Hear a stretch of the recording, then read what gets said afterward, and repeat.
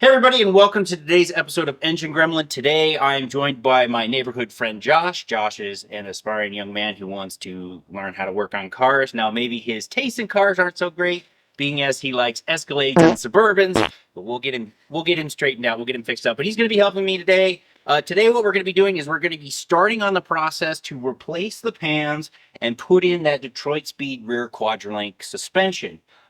So first what we're going to be doing is we're going to be jacking up the vehicle. We need to drop out the transmission, drop out the drive shaft, drop out the rear end, and preferably drop out the gas tank because ours is garbage. Might as well take the opportunity to take it out because we're going to have to take it out anyway in order to put in that rear quadrillink. So that's where we're going to be starting today. If we have some more time, we'll look at taking off the doors so we can do some initial pan fit up, see how everything's doing. But we want to take all those components out from underneath the car so they're not weighing on the car while it's up on the jack stands and leveled out, because it can kind of play with the frame, and you want everything nice and square, and the weights hanging off of there are just going to mess with that. So yeah, that's where we're going to get started. We'll do a separate episode on actually cutting out the pans and replacing those. And so today we're just going to be focusing on getting everything up off the ground, dropped out, and ready to go for that. So you excited? Yeah. I'm excited. So yeah, we're going to go ahead and get started.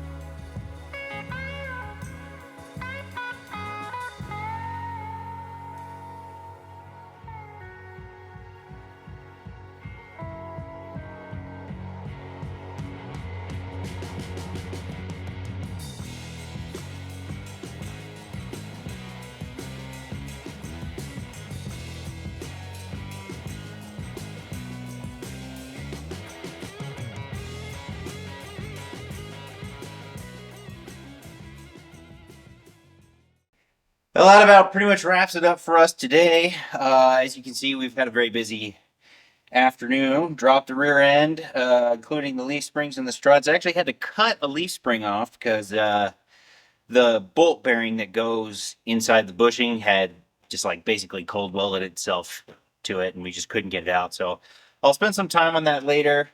Uh, Gas tank that is all kinds of cracked in a couple of different places and basically leaking turpentine at this point. C4 tranny, we yanked out. Didn't get to the AC, but that's an easy one. Just I'll thread the hoses back through at some point. So we've got the bulk of the weight out of the car now. So as you can see, the car's probably looking a little bit like this. We'll level it out. Do some stuff to make sure that it's perfectly level and the loads are going to where they need to without being in places where we need to cut out old pan. Once the AC is out, we'll take our new pans. We'll probably have to pull the doors off to do it, but we'll lay them in there and get a feel for how well they're going to fit up and just see how things are looking. Oh, piece of metal. But other than that, I think that wraps it up for today. Josh, thank you for your help. You were very helpful. Appreciate it.